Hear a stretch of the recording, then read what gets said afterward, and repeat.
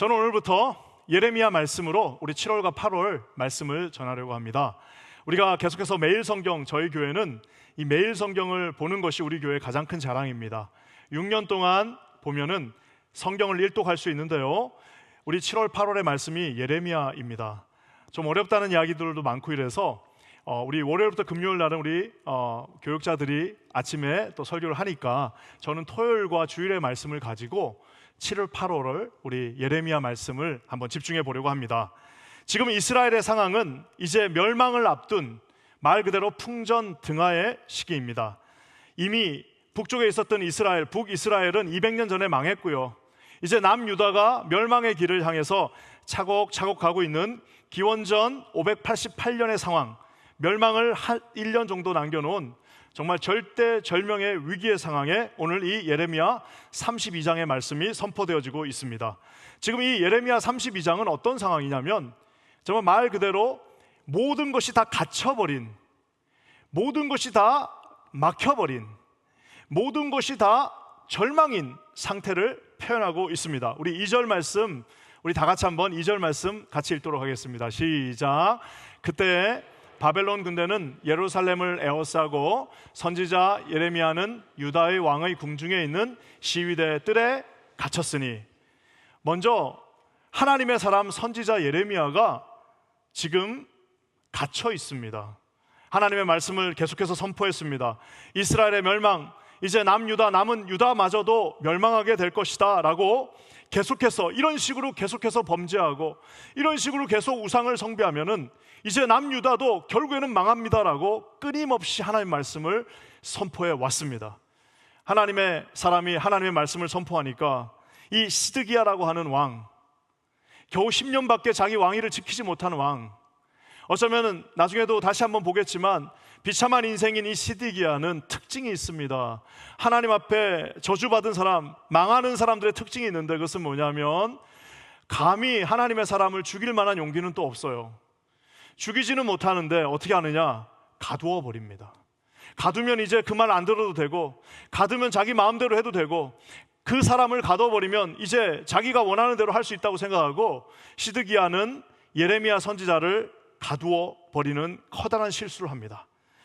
예레미야 선지자 입장에서는 하나님께 순종했고 최선을 다했고 하나님 위해 살기로 작정했는데 그의 인생의 결국에는 갇혀버린 인생, 감옥에 갇혀서 아무것도 할 수 없는 참 안타까운 인생이 되어버렸습니다. 사랑하는 성도 여러분, 지금 갇혀있는 것은 이 예레미야 선지자만 갇힌 게 아닙니다. 2절에 보면은 바벨론 군대는 예루살렘을 에워쌌다라고 이야기하고 있습니다. 아까 제가 얘기한 것처럼 이제 예루살렘의 멸망을 1년 앞둔 이 시기에 아무것도 모른 채에 하나님이 계신 이 난공불락의 요새였던 예루살렘, 하나님이 함께 하시기에 정말 웬만한 잘못을 하더라도 절대 망하지 않겠다라고 다윗을 통하여 약속하신 이 데이비드, 하나님의 이 다윗의 언약이 이제 깨지는 순간이 불과 1년도 남지 않은 상황이 되어버렸습니다. 여러분, 얼마나 비참합니까? 선지자 입장에서 선지자는 뜰에 갇혀 있고 이스라엘 온 백성은 예루살렘 성에 이방인들에 의해서 갇혀 있고 2중 3중으로 갇혀 있는 정말 비참한 인생이 지금 이 예레미야 32장의 전체 배경입니다. 우리가 인생 살다 보면 참 어려움은요, 이렇게 하나로 오는 게 아니라 이렇게 2중 3중으로 몰려올 때가 있습니다. 참 짝을 이뤄서 와요. 처음 이민 와가지고 그래도 참 하나님 만나고 열심을 다해서 살았고 최선을 다해서 이 환경에 적응하고 부지런히 사업하고 맡겨주신 직분 열심히 감당하면서 정말 하나님 앞에 봉사하고 충성하고 나름대로 최선을 다하고 자녀들도 예수 안에서 잘 키우려고 너무너무 노력을 했는데 갑자기 어느 날 사업이 어려워지고 잘 다니던 직장, 멀쩡한 직장이 어려워지고 그러는 것만으로도 어떻게든 한번 버텨볼 만한데 내 안으로도 가정이 어렵고 병마가 찾아오고 내 마음에 평안함이 없어지면서 우리가 다 같이 힘들어지는 시기가 온다라는 사실입니다. 사랑하는 성도 여러분, 참 이런 어려움이 한꺼번에 닥치면요 참 어려워지고 마음이 무너집니다. 그때 이제 예레미야 선지자뿐만 아니라 우리도 그렇게 되면 어떡합니까? 기도했을 겁니다. 하나님, 이 이중 삼중 이 다중의 모든 고난으로부터 우리를 지켜주십시오. 하나님, 우리가 이 모든 고난들을 이기고 나갈 수 있는 힘을 주십시오. 하나님 앞에서 다시 한번 형통할 수 있는 인생 되게 해달라고 아마 열심히 예레미야 또 모든 백성들이 기도했을 겁니다. 어떻게 아마 생각하고 있었을까요? 예레미야 입장에서는 이제 시드기야에게 하나님이 벌 주셔서 내가 다시 풀려나서 하나님 앞에 다시 서게 해달라고 아마 기도했을 수도 있겠죠. 이스라엘 백성들 입장에서는 저 나쁜 바벨론에 아무리 우리가 잘못해도 어떻게 하나님이 이방인들이 하나님의 백성을 그리고 하나님의 성전을 공격합니까? 이거는 안 됩니다. 한번 지켜주십시오라고 아마 기도했을 겁니다. 그런데 하나님은 그들의 기도에 응답하지 않고 정말 어처구니 없는 엉뚱하고도 이해할 수 없고 상상할 수도 없는 응답을 주십니다. 여러분, 참 이 응답이 너무 신기해요. 정말 말도 안 되는, 지금 망하기 직전에 이 나라에 있는 예레미야 선지자에게 이런 명령을 하십니다. 우리 7절 말씀 같이 한번 읽겠습니다. 7절입니다. 시작. 보라, 내 숙부 살룸의 아들 하나멜이 내게 와서 말하기를 너는 아나돗에 있는 내 밭을 사라. 이 기업을 물을 권리가 내게 있느니라 하리라 하시더니, 갑자기 뜬금없이 밭을 사라고 말합니다.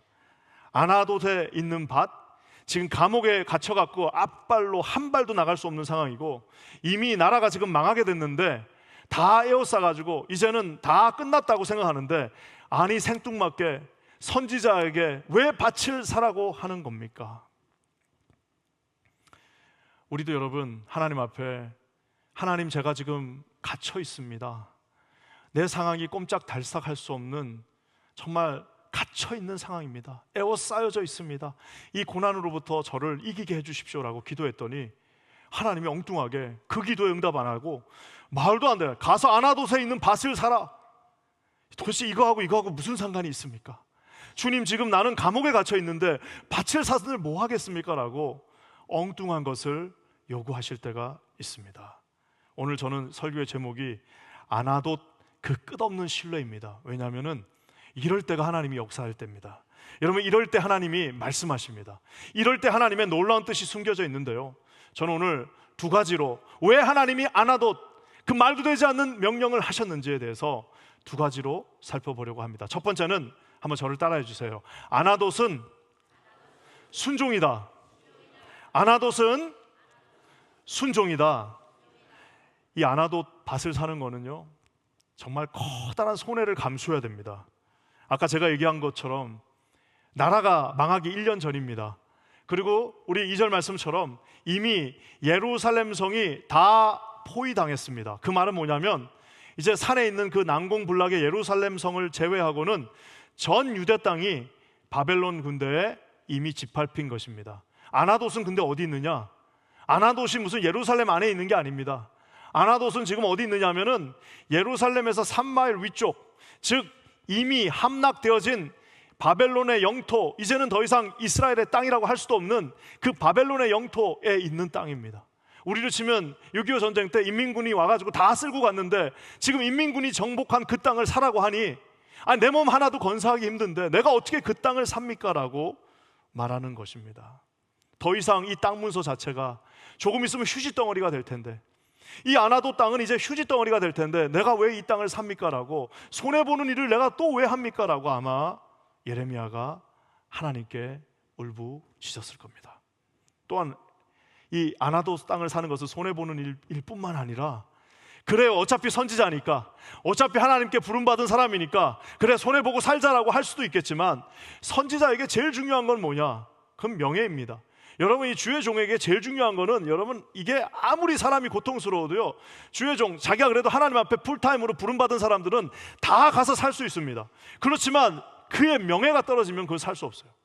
이건 자존심하고 다릅니다. 하나님의 부르심, 그 명예가 떨어지면 살 수가 없는데, 지금까지 예레미야는 3년 내내, 그 시간 내내 선포했습니다. 하나님의 나라가 망한다. 이 이스라엘 남유다가 이제는 멸망할 것이다. 너희들 회개하고 돌아오라라고 계속해서 그 얘기를 하고 다녔는데, 세상에 하나님께서 땅을 사라고 그러네요. 나중에 말씀해 보면은 전 유대인들이 다 보는 앞에서 사인까지 하라고 합니다. 그런 사람들이 뭐라고 했겠어요? 뒤에서 쑥덕쑥덕, 야 저거 뭐 저 위선자도 저런 위선자가 없다, 저 히포크레틱 봐라, 세상에 선포하면서 이제 나라 망할 거라고 그러면서 우리한테는 다 준비하고 정리하라고 그래놓고 자기는 뒤에서 땅을 사? 저게 선지자야 하면서 얼마나 많은 사람들이 손찌각하고 얼마나 많은 오해와 얼마나 많은 상처를, 욕을 먹었겠습니까? 그런데도 불구하고 이 아나도 땅을 예레미야 선지자는 순종하면서 삽니다. 사랑하는 성도 여러분, 순종이라는 건 도대체 뭘까요? 도대체 이 정도 시점에서 순종을 한번 알아봤으면 좋겠어요. 순종은 도대체 뭐예요? 순종은 뭐냐면 오늘 여기 잘 나와 있습니다. 손해보고 이해되지 않는 것을 하는 것이 순종입니다. 아니 손해도 안 보고 이해도 다 되는 것을 하는 것은 그게 무슨 순종입니까? 그냥 그거는 누구나 다 할 수 있는 일입니다. 오늘 하나님 앞에 예레미야 선지자가 손해도 봐야 되고 이해도 되지 않는데 그것을 하는 순종을 보입니다. 우리가 아는 것처럼 예레미야 선지자는 결혼도 하지 않았습니다. 자식도 없어요. 아니 그 선지자에게 무슨 땅이 필요합니까? 아무것도 필요 없는데 하나님이 하라고 하니까 손해도 봐야 되고 이해도 되지 않지만 하나님을 경외하는 마음으로 하나님 앞에 순종하는 것을 보게 됩니다. 왜 그가 그랬을까요? 그것은 바로 하나님의 말씀은, 하나님의 영광은 우리는 갇힐 수 있지만, 예루살렘은 멸망할 수 있지만, 하나님의 말씀은, 하나님의 영광은, 하나님 자신은 여러분 말씀을 통해서 갇히지 않는다는 것을 그가 알고 있었기 때문입니다. 감옥에 갇혀있는 예레미야하고는 상관없이 하나님의 말씀, 하나님의 예언은 그 감옥을 뚫고 나오고, 하나님의 말씀은 그 바벨론 군대를 뚫고 나와 여전히 운동력이 있고 생명력이 있는 당신의 말씀으로 역사하고 있다는 사실입니다. 하나님의 말씀은 막히지 않습니다. 하나님의 말씀은 갇히지도 않습니다. 하나님의 말씀은 제지당하지 않습니다. 하나님의 말씀은 여전히 살아서 지금도 우리의 심령과 골수를 쪼개며, 사랑하는 성도 여러분, 모든 사람들이 다 이제는 끝났다라고 하는 그 순간 속에서도 하나님의 말씀이 선포되어질 때 그 말씀은 우리의 심령과 골수뿐만 아니라 바벨론 군대를 쪼개며 하나님의 영광을 드러내게 한다는 사실을 사랑하는 성도님들 반드시 기억하고 보실 수 있는 저와 여러분 되시기를 주님의 이름으로 간절히 축원합니다. 그래서 오늘 동일하게 감옥에 갇혔던, 감옥에 갇히는 전문가였던 신약성경의 사도 바울이 똑같은 저 본문의 말씀을 가지고 이렇게 고백합니다. 고린도후서 4장 8절과 9절입니다. 다 같이 읽겠습니다. 시작. 우리가 사방으로 우겨쌈을 당하여도 쌓이지 아니하며 답답한 일을 당하여도 낙심하지 아니하며 박해를 받아도 버림받지 아니하며 거꾸로 트림을 당하여도 망하지 아니하고, 할렐루야! 사랑하는 성도 여러분, 이 말씀을 한번 보세요. 사방으로 우겨쌈 당해서 에워싸여지고 갇혔고 이젠 끝났다라고 생각하지만 오늘 사도가 말합니다. 거기에 하나님 말씀은 위축되지 않습니다. 답답한 일을 당하고 억울한 일을 당해갖고 이제는 낙심할 수밖에 없지만 오늘 하나님의 사람은 낙심하지 않습니다. 박해를 당해서 하나님의 말씀이 땅에 떨어질 것 같지만 하나님의 말씀은 땅에 떨어지지 않는다라고 말하고 있습니다. 거꾸로 팀을 당해서 발이 걸려가지고 거꾸로 팀을 당해갖고 이제는 다 끝났다, 우리 민족은 끝났다라고 생각할 수 있지만 하나님의 백성은 절대 망하지 않습니다. 여러분 이것을 믿으시는 저와 여러분 되시기를 주의 이름으로 간절히 축원합니다. 그래서 순종하는 것은 손해보고 이해되지 않을 때 순종하는 것이 진정한 순종입니다. 순종하는 사람들, 지금 예루살렘 성 안에 있는 사람들은요 정말 국민학교만 나와도 우리가 망한다는 거 다 알고 있습니다. 초등학교만 나와도 예루살렘 성 안에 있는 사람은 지금 땅은 살 때가 아니라 팔 때라는 것을 다 알고 있습니다. 순종하는 예레미야, 아나도 땅을 산 예레미야는 그걸 몰라서 산 게 아닙니다. 알고 있었지만 하나님이 명령하셨기 때문에 잘 이해되지 않고 손해보는 것이 명백하지만 하나님이 명령하셨으니까 사는 겁니다. 여기서부터는 이 아나도 땅을 사는 것은 이제 더 이상 무슨 해석하고 판단하고 계산하는 그 영역이 아니라 지금부터는 순종의 영역이라는 사실입니다. 사랑하는 성도 여러분, 우리 기독교가 참 이 시대를 살고 있는 우리 기독교인들이, 우리 한국도 마찬가지고 미국도 마찬가지고 세상에 이렇게 많은 욕을 먹고 있습니다. 저는 참 듣기 싫은 말 중에 하나가 뭐냐면 똑똑한 깍쟁이들. 교회 다니는 사람들 뭐라고 그래요? 똑똑한 깍쟁이들이야. 똑똑합니다. 잘 알아요. 상황 판단 빠릅니다. 깍쟁이들이 돼버렸어요.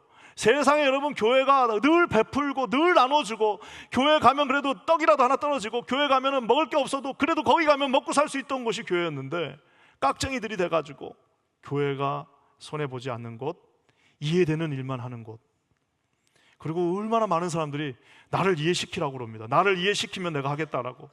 내가 이해되지 않으면 할 수 없다, 내 마음이 동하지 않으면 할 수 없고, 내가 원하는 시간에 내가 원하는 방법으로 내가 원하는 그 스타일로 나에게 맡겨주면 하겠다라고 하는 얼마나 많은 사람들이 이 시대에 있습니까? 사랑하는 성도 여러분, 그것은 하나님 앞에 순종하는 것이 아니라, 여러분 사업하는 사람들이 하나님 앞에 무슨 딜하는 것처럼 하는 것이 순종이 아닙니다. 순종은 오늘 이 말씀처럼 손해봐야 되고 이해되지 않지만 하나님이 말씀하셨기 때문에 그 말씀을 가슴으로 풀어안고, 얼마나 힘들었겠습니까마는 하나님 순종하겠습니다라고 나가는 것이 순종이라는 사실을 깨달아 하시는 저와 여러분 되시기를 주님의 이름으로 간절히 축원합니다. 여러분, 그래서 건강한 교회는 어떤 교회냐? 가장 건강한 교회, 그 동네에서 가장 건강한 교회는 그 동네에서 가장 많이 손해보는 교회가 가장 건강한 교회입니다. 여러분, 이거를 잘 이해하셔야 됩니다. 제일 건강한 교회가 제일 많이 손해보게 돼 있습니다. 왜냐? 나머지는 다 너무 똑똑한 깍쟁이들이기 때문에. 우리가 이번에 썸머스쿨을 하는데 아이들 100명밖에 못 받는다고 그랬더니 몰려와갖고 자르고 거절하고 안 된다고 그래가지고 116명을 받았습니다. 이게 참 메커니즘이 특이합니다. 아이들을 받으면 받을수록 교회는 손해봅니다. 왜냐하면 더 많은 것들을 해야 되기 때문에 한 명이 오면 올수록 더 손해보게 돼 있습니다. 그렇지만 우리가 당에서 결정하고 이 일들을 추진해 나가는 이유는 뭐예요? 손해보기로 작정했기 때문입니다. 우리가 힐링 캠프 하는데 온 사람들 3분의 1이, 오늘 이제 1시 반에 오는데 3분의 1, 부모들의 3분의 1이 우리 교인들이 아니에요. 그 많은 돈을 들여서 우리가 왜 그 일을 합니까? 손해보는 것이 하나님의 사명이기 때문입니다. 사랑하는 성도 여러분, 하나님 안에서 지금 이 예레미야는 자기가 선지자가 돈도 없는데 지금 갇혀 있는데 땅을 사라고 명령하시는 그 하나님의 명령에 순종하는 것을 보게 됩니다. 그뿐만 아니라 아마 선지자였는데도 진짜 황당하고 이해되지 않았을 겁니다. 어떻게 우리가 다 이해되는 것만 순종합니까? 여러분, 하고 싶은 일만 어떻게 합니까? 자기 감정과 자존심 하나도 손해 안 보고, 내 감정에 내 자존심 하나도 내가 손해 안 보면서 어떻게 주님 일 감당합니까? 아브라함이 이해가 돼서 아들을, 여기서 우리 중에 이해가 된다고, 여러분 그 이해돼가지고 아들을 바칠 수 있는 사람 도대체 우리 중에 누가 있습니까? 여러분, 이것은 무슨 계산의 영역, 이해의 영역이 아니라 하나님이 시켰기 때문에 하는 겁니다. 사랑하는 성도는 노아가 견적을 낸들 그 견적이 나오겠습니까?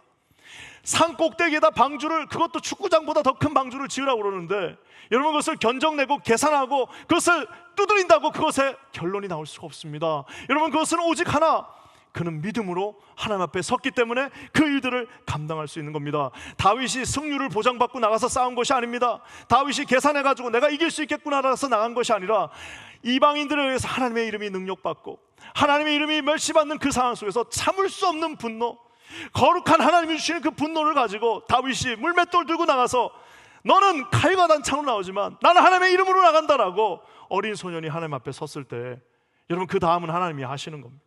그래서 바울도 여러분 이렇게 말합니다. 뭐라고 말하냐면은, 하나님의 말씀은 여러분 이것은 순종의 영역이지 이것은 이해와 계산과 손익의 문제가 아니라는 겁니다. 고린도후서 10장 5절에 바울이 이것을 잘 표현하고 있습니다. 한번 우리 다 같이 한번 읽겠습니다. 시작. 하나님 아는 것을 대적하여 높아진 것을 다 무너뜨리고 모든 생각을 사로잡아 그리스도에게 복종하게 하니. 아멘. 얼마나 높아진 게 많습니까? 얼마나 하나님 대적합니까? 인생 살면서 옛날에는 안 그랬어요. 옛날에는 처음 예수 믿었을 때는 우리가 그러지 않았습니다. 조금 하나님이 먹고 살게 해주고 조금 잘 되는 것 같으니까 고개들을 빳빳하게 들고 얼마나 많은 것을 대적하면서 하나님이 시키는 것들, 하나님이 부탁하는 것들, 하나님이 손 민망하게 만들며 얼마나 많은 경우에 내가 내 뜻대로 하겠습니다. 주님, 그거는 사업은 내가 알아서 하겠습니다. 주님, 이거는 당신이 어떻게 합니까? 이건 내가 더 잘합니다 라고 얼마나 우리 인생들을 그렇게 허비했는지 모릅니다. 오늘 바울이 말합니다. 그 모든 생각들 다 사로잡아가지고, 표현을 너무 재밌게 했어요. 다 체포해가지고 그 모든 잡생각들, 모든 인간의 높아진 생각들을 다 잡아서 모두 다 받아서 여러분, 내가 감옥에 갇히는 게 아니라 그 생각들을 감옥에다 넣어야죠. 그리스도께 복종시킨다라고 오늘 말하고 있습니다. 그래서 여러분, 저와 여러분들을 우리는 반드시 아셔야 됩니다. 하나님 앞에 순종하는 것 무슨 우리가 이해가 돼서 순종하는 거 아닙니다.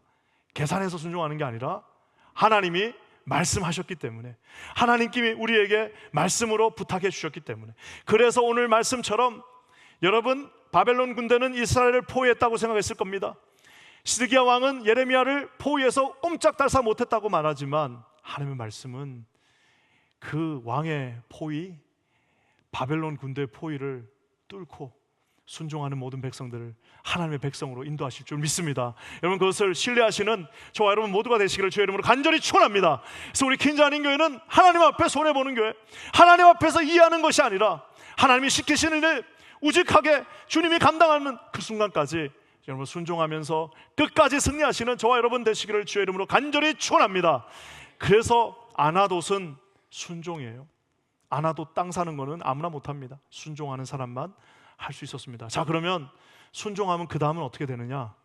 참 이게 놀라워요. 자, 한번 두 번째는 뭘까? 순종하면, 저를 따라해서 순종하면 아나돗은 승리다. 아나돗은 승리다. 이해되지 않는 일 순종했더니 하나님 어떻게 하시느냐? 이제 그 다음은 이제 누가 해야 돼요?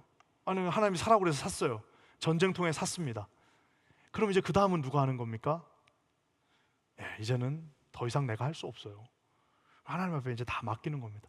내 생각을 다 사로잡아가지고 주님 앞에 복종시키면 그 다음에는 누가 하는 거예요?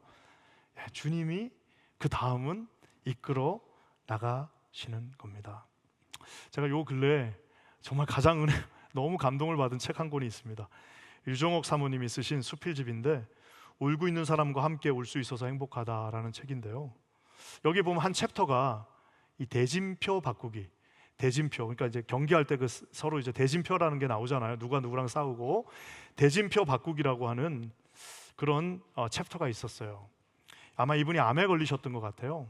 이분이 그 챕터에 이렇게 쓰셨습니다. 제가 웬만하면은 남의 글을 잘 안 읽는데 이거는 한번 읽어보겠습니다. 나는 요즘 내 삶의 모든 경기에 임하면서 두려움이 없어졌다. 그것은 경기에 임하는 선수의 이름 대진표를 바꾸었기 때문이다. 다윗도 그 경기의 대진표의 이름을 바꿀 수 있었기에 그렇게 담대할 수 있었다. 소년 다윗과 장군 골리앗이 싸우면 누가 보아도 다윗이 진다. 그러나 하나님과 골리앗이 싸우면 누가 보아도 골리앗이 진다. 모세도 그 경기의 대진표의 이름을 바꿀 수 있었기에 그렇게 담대할 수 있었다. 양치기 모세와 애굽의 바로왕이 싸우면 누가 보아도 모세가 진다. 그러나 하나님과 바로왕이 싸우면 누가 보아도 바로왕이 진다. 나는 요즘 내 삶의 대진표를 다시 짜고 있다. 내 이름을 빼내고 하나님의 이름으로 바꾸는 일이다. 예를 들어 유종옥과 말기암이 싸우면 누가 봐도 유종옥이 진다. 그러나 하나님과 말기암이 싸우면 누가 봐도 말기암이 진다. 나는 하루 종일 내 삶을 힘들게 하는 모든 문제들과 나 혼자 끙끙대면서 맞섰던 일들에 대하여 하나님의 이름을 함께 놓고 대진표 이름 바꾸기 작업을 한다. 그러면 나에게 맹수처럼 달려들던 그 많은 두려움이 사라지고 꼭 이기고 말겠다는 안달도 없어지고 오히려 적수가 안 되는 상대방 선수에게 차나 포를 떼어주는 여유와 넉넉한 인심과 사랑을 베풀게 된다. 그 후에 오는 것은 당연히 부전승임을 확실히 믿고 있기 때문이다. 아멘. 여러분, 오늘 이분이 고난 가운데, 그렇죠, 순종한다는 말은 뭐예요? 이제 나는 내려오고 그 링에 하나님을 하나님이 이제 가십시오. 저는 무조건 순종하겠습니다. 하나님이 이제 원하시는 대로, 시키는 대로 순종하며 나가겠습니다라고 말하는 것입니다. 사랑하는 성도 여러분, 대진표를 바꾸는 말, 즉 하나님께 순종하는 자에게 하나님께서 직접 개입하시는 놀라운 역사가 있게 됨을 확신하는 저와 여러분 되시기를 주의 이름으로 간절히 축원합니다. 그래서 이 아나돗을 산다는 것은 하나님의 미래, the future of God, 하나님의 그 거룩한 미래를 사는 겁니다. 이 아나돗 땅은 아까 얘기한 것처럼 휴지예요, 휴지. 그래서 이 휴지 같은 아나돗 땅을 산다는 것은 그 아까운 돈을 들여가지고 이해되지 않는 이 아나도 땅을 산다는 것은 미래를 사는 겁니다. 여러분 15절에 이렇게 나옵니다. 우리 15절 말씀 한번 다 같이 읽어볼게요. 시작. 만군의 여호와 이스라엘의 하나님께서 이와 같이 말씀하시느니라. 사람이 이 땅에서 집과 밭과 포도원을 다시 사게 되리라 하셨다 하니라. 아멘. 물론 70년의 시간 지났습니다. 하지만 오늘 주님 말씀하십니다. 다시 이 땅, 이 아나돗을 중심으로 다시 이 땅에 집과 밭과 포도원을 사게 될 것이다 라고 오늘 주님이 선포하고 계십니다. 사랑하는 성도 여러분, 2중 3중으로 겹겹이 쌓여있는 상황을 주님이 잘 아십니다. 거기서 무슨 예레미야가 도망친다고 어디를 도망가겠습니까? 이스라엘 백성이 사운드를 어떻게 이기겠습니까? 하지만 아나돗을 사라고 하시는 하나님의 말씀 믿고, 그래 믿자, 그냥 믿고 더 이상 계산하지 말고 믿고 하나님 시키니까 하자 하고 그 땅을 사니까 그 다음은 하나님이 역사하시고 결국 이스라엘 백성은 다시 돌아왔고 결국 그 땅은 다시 하나님의 땅이 되었고 거기는 다시 성전이 지어졌고 거기는 다시 예수 그리스도, 이제는 무너지지 않는 주님의 성전 되신 그리스도가 그 땅을 통해서 다시 오게 되었다는 사실을 믿고 신뢰하시는 저와 여러분 되시기를 주의 이름으로 간절히 축원합니다. 사랑하는 성도 여러분, 어제 밤에 우리 중고등부 선교팀이 돌아왔습니다. 올해 중고등부 참 대단하죠. 81명의 우리 자녀들이 선교지로 나감. 참 대단합니다. 어제 돌아오는데 참 우리 뉴욕은 대단해요. 뉴욕의 부모들 대단합니다. 우리 보통 고등학교 2학년 3학년 되면은 공부한다고 선교 보내도 막 일주일 끽해봐야 10일 보내는데 우리는 18일을 갔어요. 18일이면 2주를 넘습니다.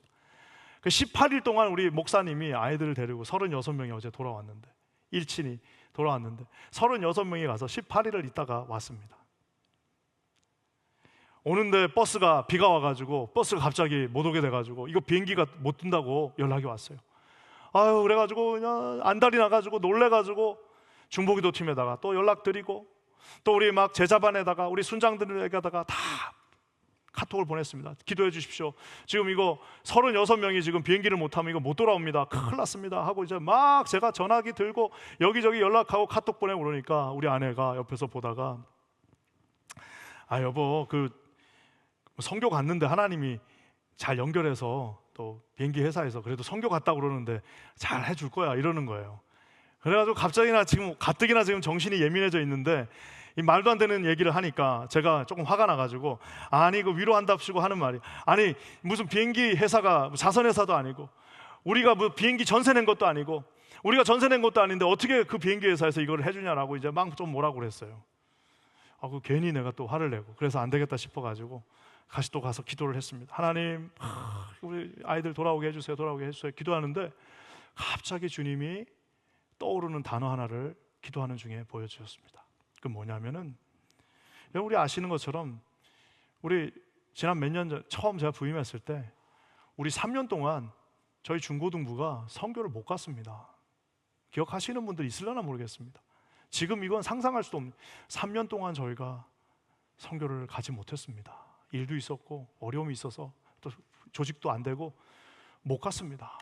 그래가지고 그때 막 기도하고 그러는데 또 우리 뉴욕 분들 좀 급하십니까?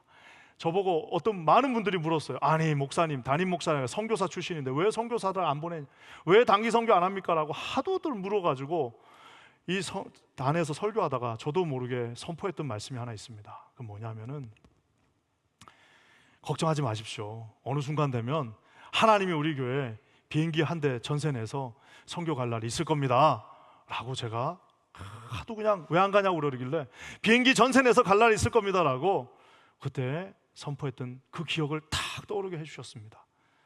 어제 그러고 나니까 얼마나 81명의 우리 중고등부 학생들이 우리도 하지 못한 일들을 가서 감당하고 그 아이들에게 신학까지 가르쳐주고 오고 있다는 사실입니다. 밤에 11시 넘어서 결국에는 돌아왔어요. 밤에 11시 넘어서 돌아와가지고 이제 나한테 기도시키면은 너무 피곤하다 30초 기도하고 다 보내야겠다 했더니 세상에 바울관 2층으로 다 올라오라고 그러더니 또 거기서 막 찬양을 하고 목사님이 또 나와갖고 막 설교를 하시는 11시가 넘어 12시가 다 돼가는데 설교를 하시면서 막 그러고 계시는 거예요. 다 끝났더니 또 막 기도하자고 그래가지고 또 막 합심해서 기도까지 하니까 정말 12시가 거의 다 됐습니다.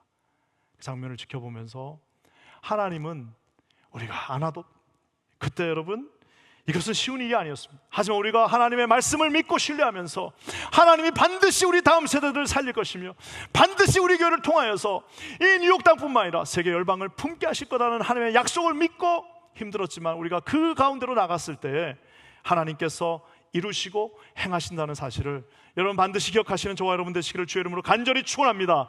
아나도밭을 순종으로 사면 승리하게 돼 있습니다.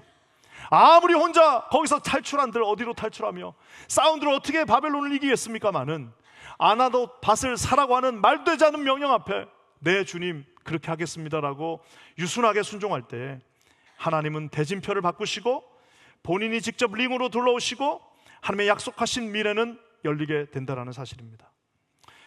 자, 이 말씀을 읽으면서 이제 하나님은 그럼 어떻게 하시려나 갑자기 그런 생각이 들었습니다. 그랬더니 예레미야 33장, 즉 오늘 우리가 읽은 이 본문의 32장 후반의 33장은 우리가 너무나도 잘 아는 말씀입니다. 한번 우리 같이 한번 1절부터 한번 읽어볼까요? 시작.